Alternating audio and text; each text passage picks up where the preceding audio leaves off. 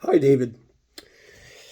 This is Daniel Bastoni, all the way from Montreal, Quebec. Well, outskirts, so closer to the Saint Jerome area. Very francophone, obviously. First off, I want to say that you are absolutely amazing. I love watching you daily. I look forward to seeing your input and the way you televise the necessary subjects that need to be discussed amongst us citizens. So I wanted to take this opportunity to first off congratulate you on your channel. You're doing a fantastic job. I love your personality, the way the delivery is on most of the things that you say is just phenomenal, and extremely entertaining with bringing the information also into effect, because I think that especially in today's world, the swipe right or swipe left generation, attention span is of a goldfish, and if it's not entertaining, most people, it has to be under 30 seconds. And I like that you go into a profound explanation of a lot of the things that are affecting us today, especially politically. And one of the reasons why I wanted to talk to you today. I just watched the video. It's Saturday. It's roughly, what time is it? 1 o'clock Eastern time, and I just watched your latest video that you uploaded with Kevin O'Leary, and the effects of the 51st state. I have some questions for you, because you seem like an intelligent guy. You seem like you have a head on your shoulders, and you're not that biased to one side. So you kind of look at the facts from what I can tell, right? I don't know you personally, so then again, it could all be a show. Not taking anything again away from you, but it is what it is. So first off, the 51st state issue. Personally, I don't feel like I agree with you on a lot of things. And yes, economically, military, we would be a superpower, and everything seems great on paper. And that's what they usually sell us on, is the incredible, fantastic idea of how it just makes sense. And as much as I can see Kevin O'Leary's point of view about the policies and the way that things need to be negotiated, especially on the border and our natural resources, and how, for lack of a better word, we're getting screwed here in Canada. We're selling our natural resources very cheap across the world, and then when we need it, we have to purchase it at a premium. Production for a lot of things is being choked by the federal government, and is creating a domino effect that just trickles down to the common man. And as the Quebecers say, Monsieur, Madame, tout le monde. So Mr. and Mrs. Anybody and everybody. I've been a conspiracy theorist, a member of a small fringe minority, excuse me, for a very long time, since 2001 actually. And I'm pretty sure that you can figure out the cataclysmic event that happened in 2001 that kind of rippled across the world. I don't want to get into too much details, but you kind of get my drift. So I've been looking into a lot of these things and researching and just finding independent sources of information, which hasn't been strong held by the censorship of what the government has become. And the federal what was it,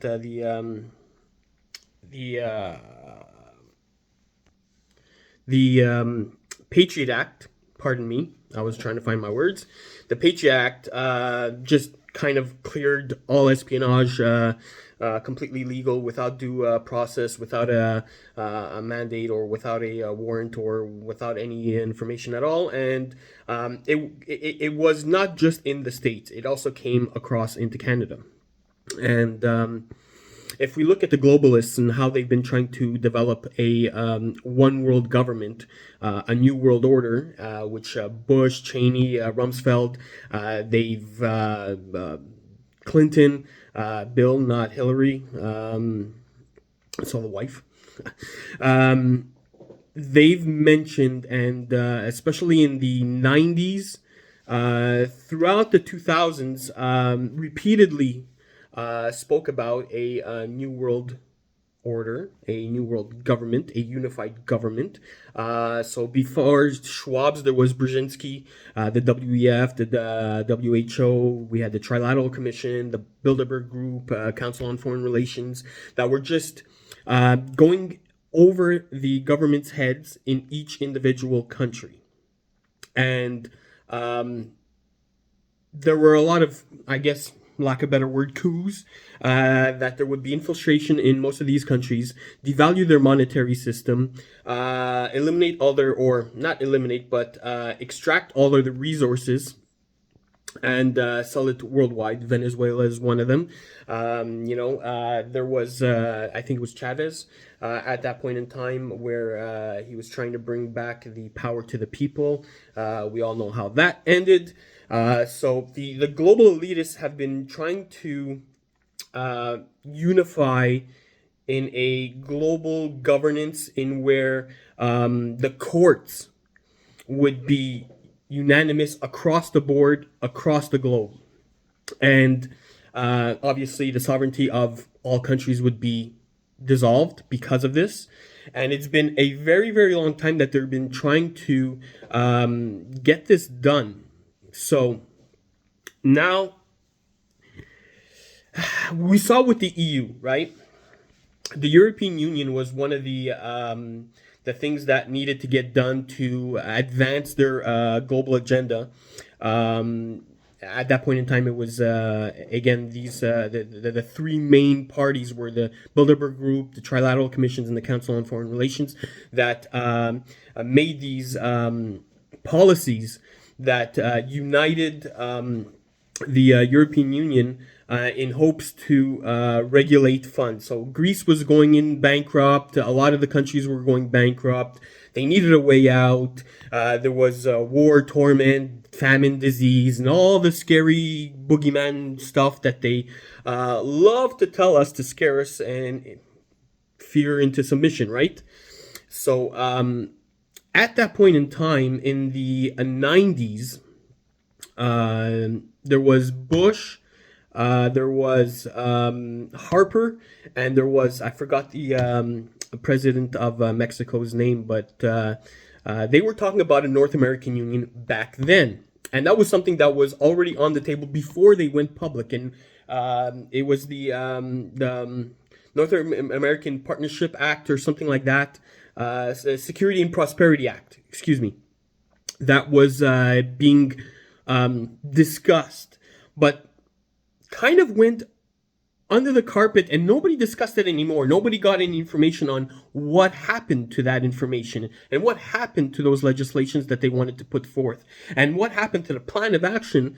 Did it just dissolve? Did it go a different way? Did they just, take it off the table completely? Nobody talked about it until now. And I'm finding it very ironic that, I'm a Trump supporter. I'm also a Poilievre supporter. But, at the end of the day, can we just say that they're all just puppets of the same machine? I'm not sure, right? In 2016, Trump obviously he proved a lot of things, and that's why I actually loved him. He did secure the borders. He made the United States economy just flourish. He did not start any wars. He brought back American workers and companies and jobs and the economy, and everything flourished. So I tend to judge people on their actions and not on their words. But is it just a ruse for a greater plan in which where we have such polar opposites of the choices that are presented in the two-party system, whether it be in the States or in Canada? Let's be honest, it's a two-party system. Basically, it's basically the same, and we are presented as if we have a choice, but we really don't. I mean, whether it be one puppet on the left or one puppet on the right, they both answer to the main person or people. And I'll just keep it brief: 13 families. Let's just leave it at that. We can go into discussion and details upon that if you wish, and I would love to. I think that there is a lot of more deeper information that needs to be discussed in how we got to where we are now.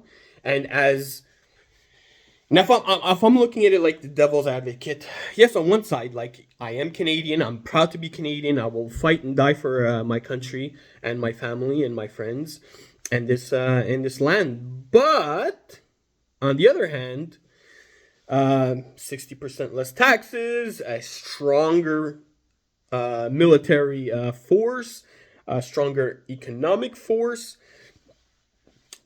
and if we talk about the utopia about everybody just being united is kind of a good thing, but it's like a knife. A knife can be used to go into the corner store, stab the clerk, and take that person's life and steal the money and leave. Or use the same knife, perform open heart surgery, and save a man's life. So the problem isn't really the knife or the tool that's being used, or whether it be technology or the policies set forth into the system, but it's who's using these tactics or these tools to set up their own personal agenda. So if we look at, historically, each empire has tried to take over the world by force. So whether it be the Roman Empire, the Egyptians, the Greeks, whatever, it's always been by military force. Now, I feel that the elitists have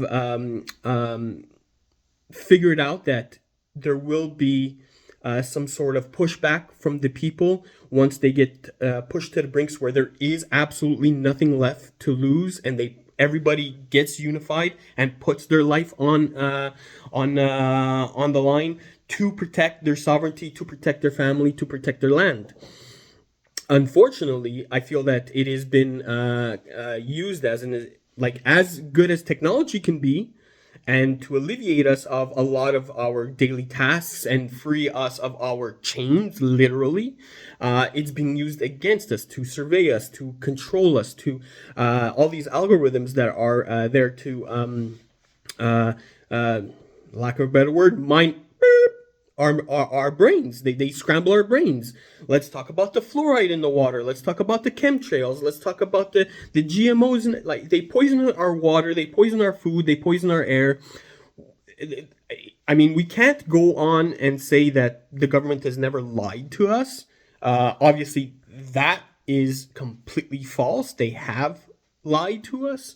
And so the MAGA movement and the Polyev movement, Team Canada and, Make America Great Again, I feel is a great theoretical aspects or, presentation of these thoughts and feelings on how we want to guide our country and where we stand as one united people. Unfortunately, I feel that it might be all a lie, for lack of a better word, all a lie. It's all just to take control. And they always said that they'll do things to us, problem, reaction, solution. David Icke, he always said problem, reaction. They create a problem already knowing what the solution will be. They present the solution to get that reaction. And with that reaction, usually fear, we give up more of our civil liberties to these entities. So again, I'll go back. So I'd like to take your point of view, and which I appreciated a lot, but also, if you were playing the devil's advocate, and seeing it from the other side. And if we look historically on the powers that be, the elites that have been, struggling for global dominance since the beginning of time, where are we at? If we go into the if we go into an North American Union as the European Union happened, which again, like I said, back in the 90s, Bush and Harper were talking about it. They called it the Amero. There's the Euro and the Amero. Doing this, I feel that first, again, the central banks will become even more centralized. So it'll be literally one bank, not like it isn't right now, but it will be completely privatized. We will no longer have any choices. We can't revoke the Federal Reserve Act that was signed back in 1913 by Woodrow Wilson. We wouldn't be able to, I think it was 1939 when Canada went from a public governing bank to a private bank, the Bank of Canada, which was the Bank of Montreal, if I'm not mistaken, in 1939, which became a private bank. So I mean, we can't get out of this debt. It's impossible because the bank lends the government $10 million. Round number, okay? But there's a 2% interest on it. We owe them back after the year $10,200,000. Where's this $200,000 coming from? It doesn't exist. So what do? They print more money, devalues the money, inflation goes up, blah, blah, blah. We all know the story. So the problem is the banks. And even in biblical time, even Jesus talked about the money exchangers and how they were a problem. They were corrupt. Nothing has changed. This is 2,000 years ago, right? And we can even go further back, but let's not get into semantics or any type of crazy details on, because it's kind of hearsay for most of it. But if we get into this Amero, which will open the border, which again, on one side, I would love to be able to just go to Las Vegas, go to Florida, go to Texas, just by driving or, just hopping on a plane, not showing a passport. And yeah, it just sounds fantastic.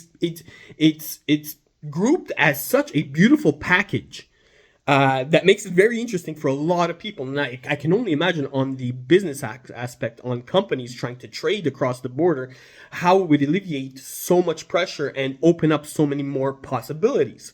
However, where are these funds going? How is it being managed? And what is the motivation behind all of this?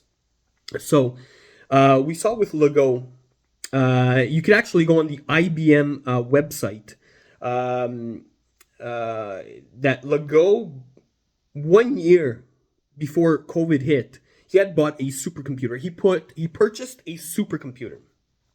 It took a few years to develop and build until we received delivery.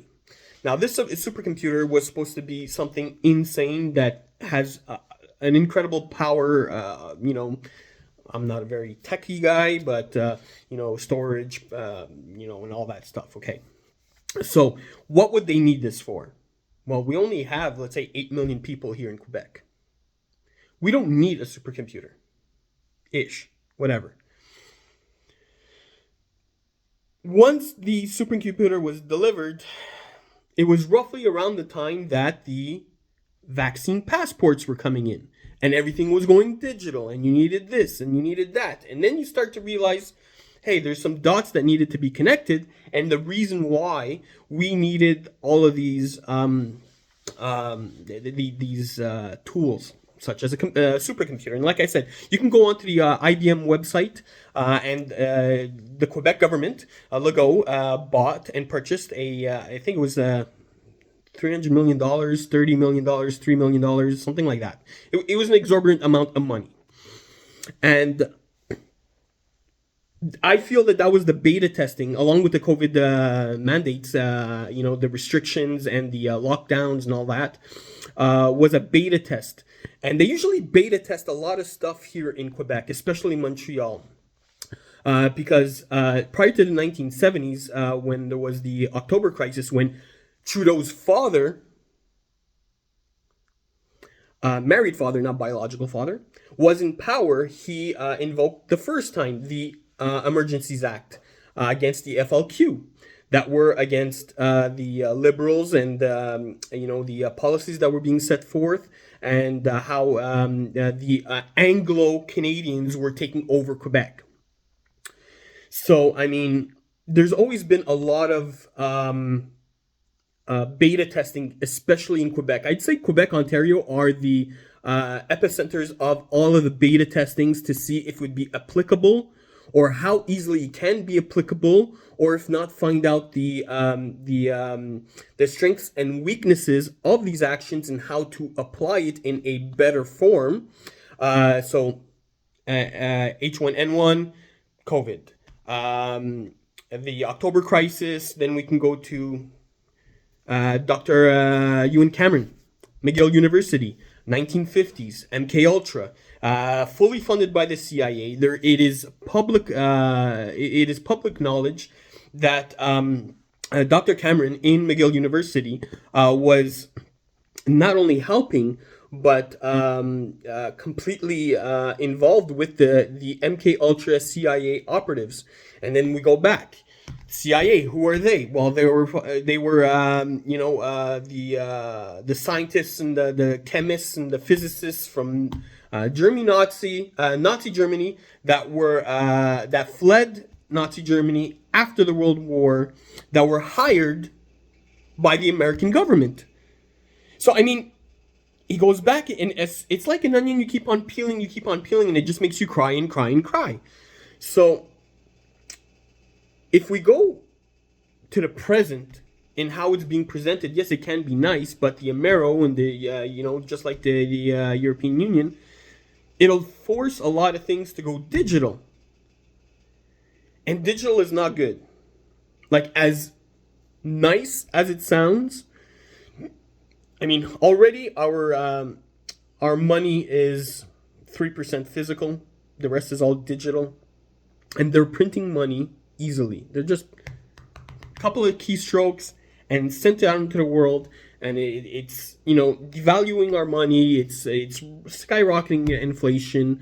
That's why our dollar's worth 69 cents as of today.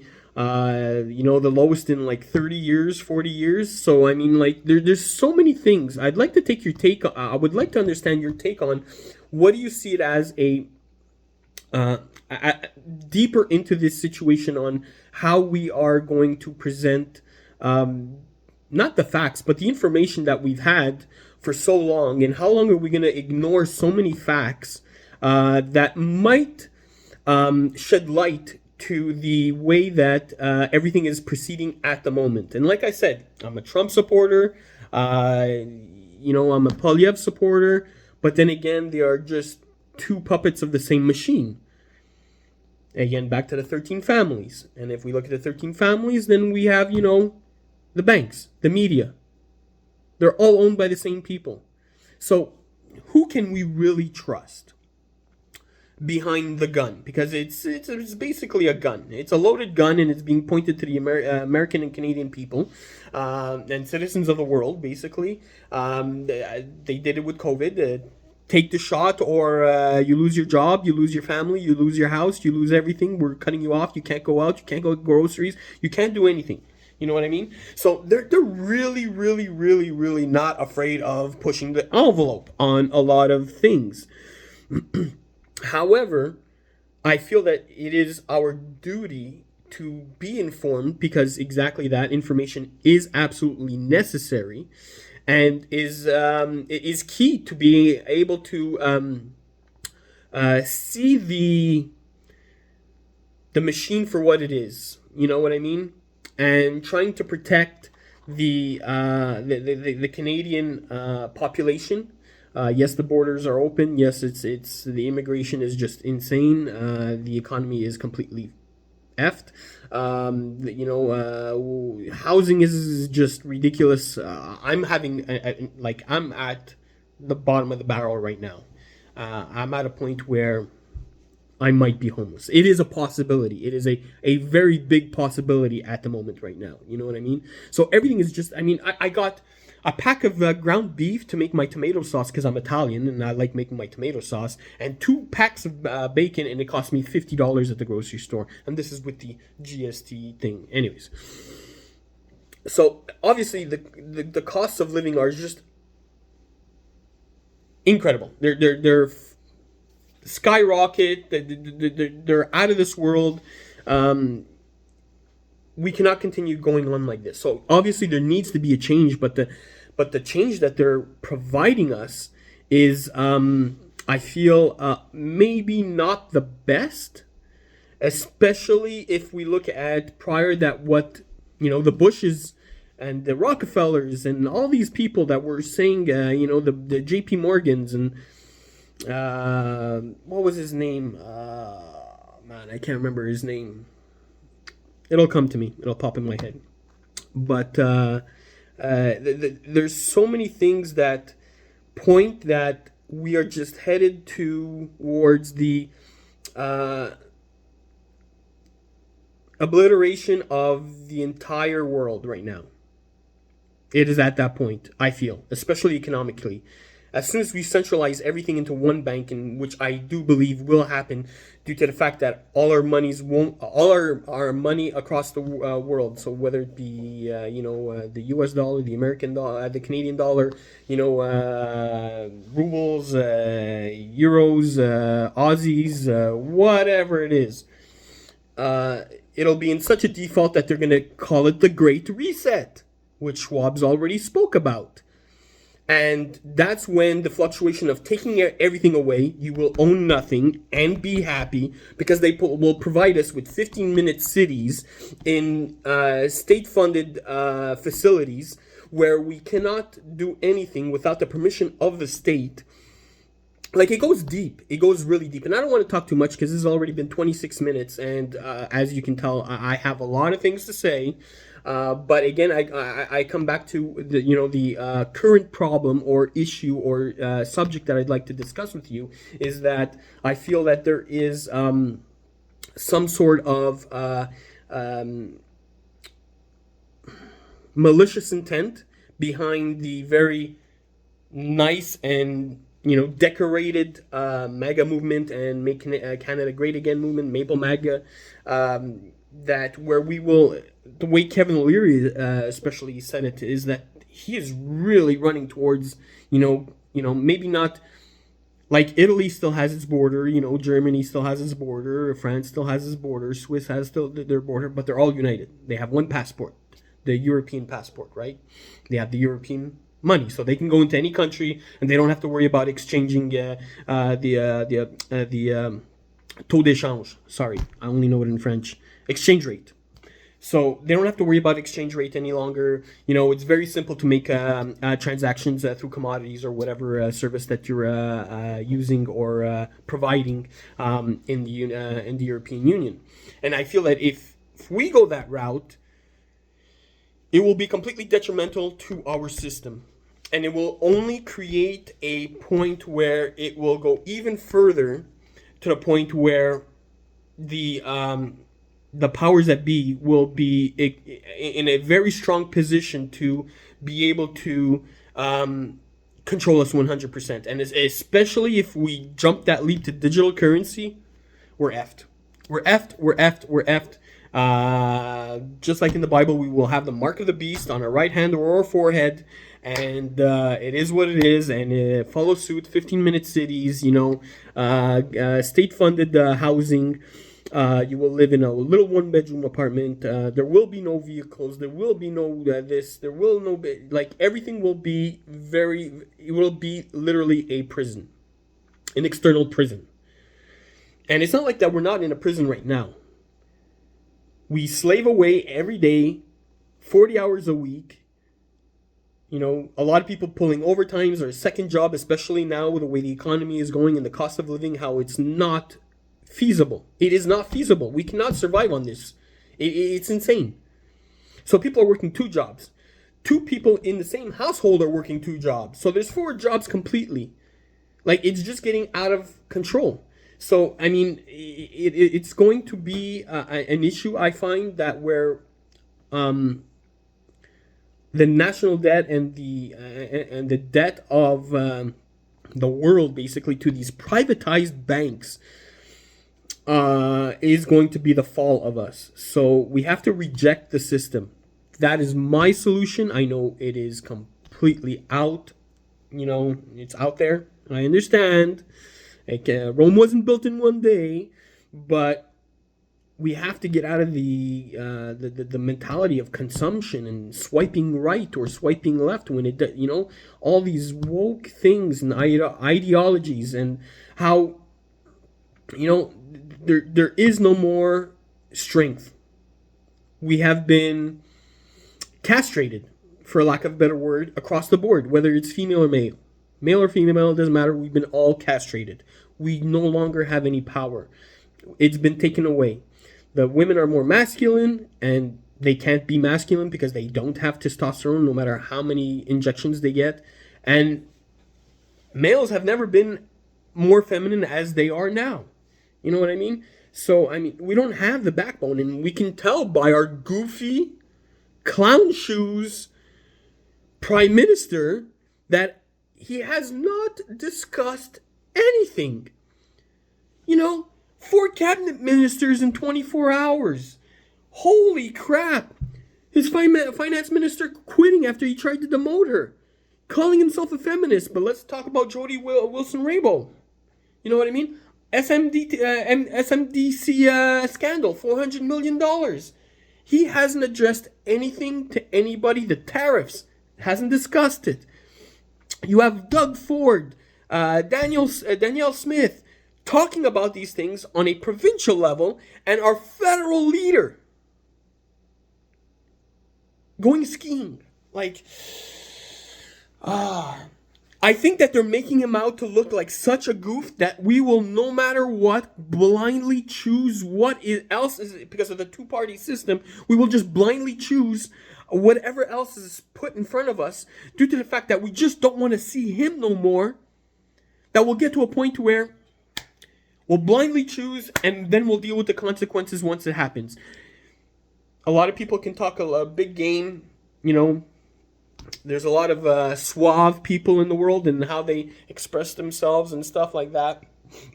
I don't think that Trudeau is one of them. But then again, on the other hand, Poilievre is very eloquent, very powerful when he speaks. I didn't like him. I didn't like this person either, but Barack Obama. Barack Obama, I mean, he was literal evil, pure evil.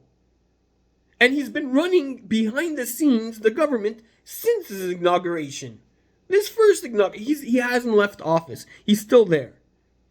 And he is such a smooth talker. He's such a, the way he communicates is on point. But then again, I go back to the point of, the knife and kill somebody, save somebody. He's on the, I'm going to kill somebody with the knife. I'm looking for the person that's going to defend us with the knife. So, anyways, this has gone pretty long. I do appreciate the time if you do take the time to listen to me. I've been thinking about starting a podcast for a very, very long time, actually, because I've been a protester. I've been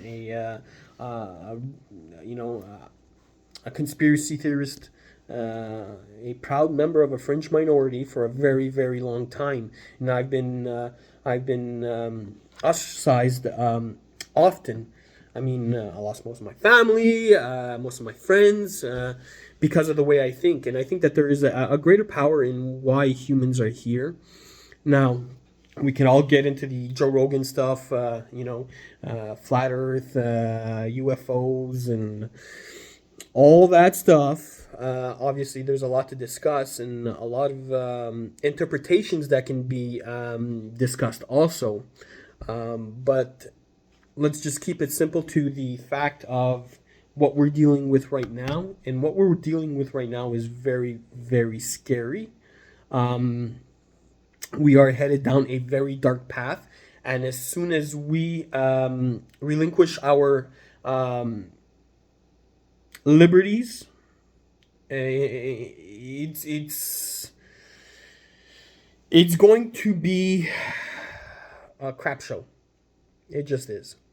So thank you again for listening to me. I'd love to get your feedback.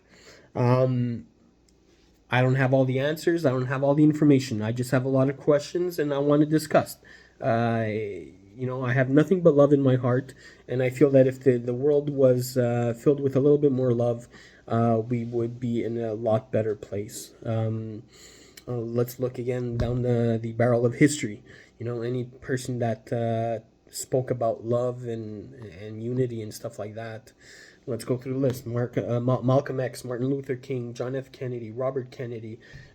Hell, I'll even throw in Michael Jackson. You know what I mean? They needed to get rid of him. They needed to get rid of him because just his music alone, he was unifying people across the world, regardless of your race, your creed, your financial status, or whatever it was.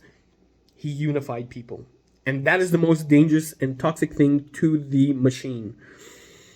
The machine does not want that. So, I cannot have my meat because I cannot have my pudding because I have not had my meat yet. And we need to come together as a population. We cannot continue like this. It's impossible. It's impossible.